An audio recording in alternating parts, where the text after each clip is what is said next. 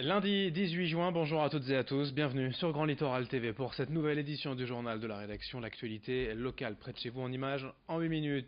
D'abord les prévisions météo après un temps couvert et la grisaille ce matin dans la région. Pour apprécier le soleil, il fallait attendre cet après-midi puisque les nuages vont en effet se dissiper au fur et à mesure et laisser place au ciel bleu.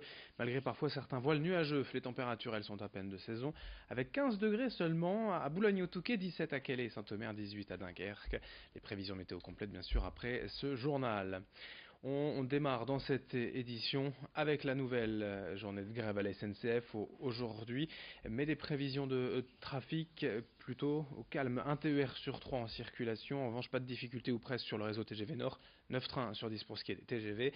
Un dispositif spécial avait été mis en place, notamment pour les bacheliers, un site en ligne dédié sur sncf.com, spécial-exam au pluriel. Et c'était bien évidemment la première épreuve du baccalauréat 2018 ce matin, la sempiternelle philosophie dès 8 heures. L'actualité également sur le littoral, c'est cette affaire de drogue tout droit sortie d'un scénario de film à Gravelines, une ancienne reine de beauté, une ancienne Miss qui voulait devenir avocate, aujourd'hui suspectée d'être liée à un trafic de drogue. Le récit des faits avec Xavier Silly qui nous a rejoint en plateau. C'est une affaire de drogue, somme toute courante, mais tenez-vous bien avec une figure bien connue de la région parmi les suspects. Margot Deroy, ex-Miss Flandre et Miss Prestige Nationale 2015, a été placée en détention provisoire. Elle est entendue dans une affaire de transport de cocaïne et d'héroïne. Selon les dernières informations, la nordiste aurait été interpellée en voiture par la gendarmerie. C'était le 7 juin dernier. Elle était avec son compagnon. Les forces de l'ordre ont alors trouvé dans le véhicule de la cocaïne et de l'héroïne. Les quantités restent encore à vérifier.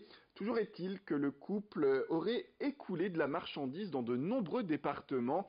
Il y avait le Nord, mais aussi la Bretagne, sans oublier les Pays de la Loire. On s'imagine bien la surprise aujourd'hui pour le comité Miss Prestige National.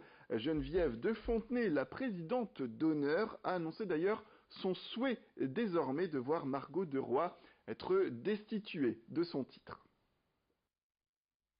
Autre actualité sur Grand Littoral TV, il y a quelques semaines, nous évoquions ici même la lutte d'un père de famille à Auchy-les-Aidins pour que son fils autiste puisse être scolarisé normalement à la rentrée prochaine.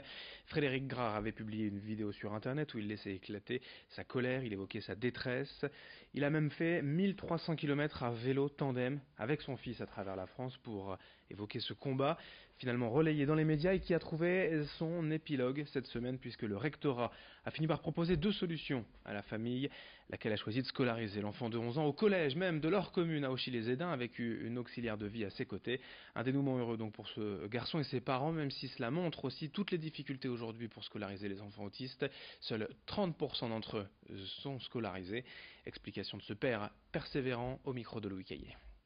Il y a eu un énorme élan de générosité sur les réseaux sociaux, ça a été partagé des centaines de milliers de fois en fait. Des gens nous ont contactés de toute la France, de l'étranger.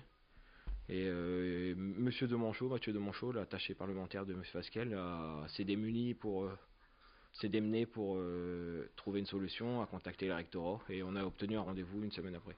On nous a proposé des places en Belgique ou en Haute-Savoie, un peu partout dans la France, mais bon, pour nous, il valait mieux rester dans la région pour l'instant. Je veux dire, en étant pris de court comme ça, c'était compliqué de partir à l'étranger, quoi.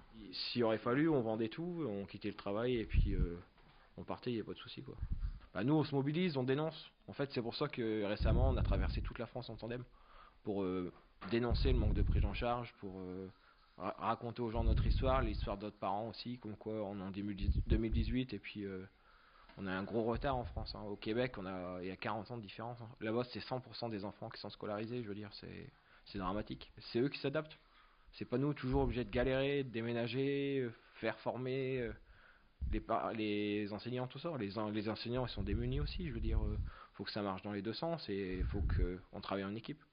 On a trouvé une solution. La deuxième solution, c'est qu'il continue dans l'école du village, chez les Aidins, en 6e, avec son AVS qu'il suit depuis l'ACP, avec un gros suivi en fait derrière, avec les profs qui vont être formés, sensibilisés.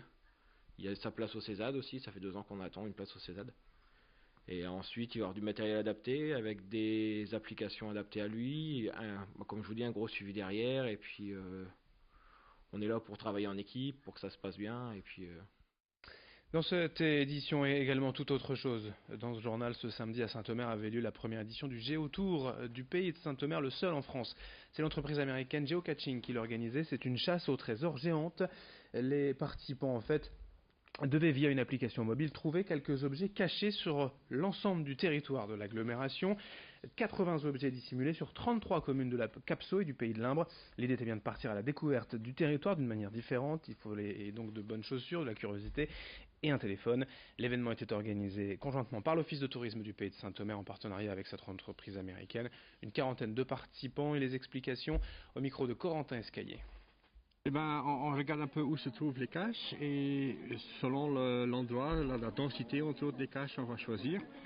Donc comme nous on vient de la Belgique, on va prendre le point le plus éloigné vers le sud. Comme ça nous évite de revenir demain ou la semaine prochaine et faire des grandes distances. On va aussi regarder un peu si c'est des caches avec quelque chose, un but spécifique. Comme j'ai entendu, il y en a quelques-unes où il faut des bateaux, des échelles et tout, donc ça risque de prendre 3 visites, disons. Aujourd'hui, on va en faire une vingtaine, trentaine peut-être, et après on revient avec le matériel nécessaire pour faire les spéciales, disons. Une petite information aussi pour tous ceux qui devraient peut-être partir à Lille l'année prochaine pour faire leurs études. Depuis peu, des étudiants de la Cato ont créé l'association Campus Market basée sur le principe de l'économie circulaire. Le principe, c'est de récupérer les meubles de ceux ayant terminé leurs études en passe de quitter Lille. Ces équipements sont ensuite revendus à prix très bas à l'approche de la rentrée aux nouveaux étudiants. L'objectif est non seulement d'offrir de quoi aménager son intérieur à moindre coût, mais aussi de lutter contre les dépôts sauvages. Prochaine grande vente de l'association à Lille et à Roubaix. À l'approche de la rentrée, ce sera en septembre prochain. Toutes les infos sur la page Facebook de Campus Market pour se loger à moindre coût. Merci de votre fidélité. Dans un instant, la suite sur Grand Littoral TV, vos prévisions météo.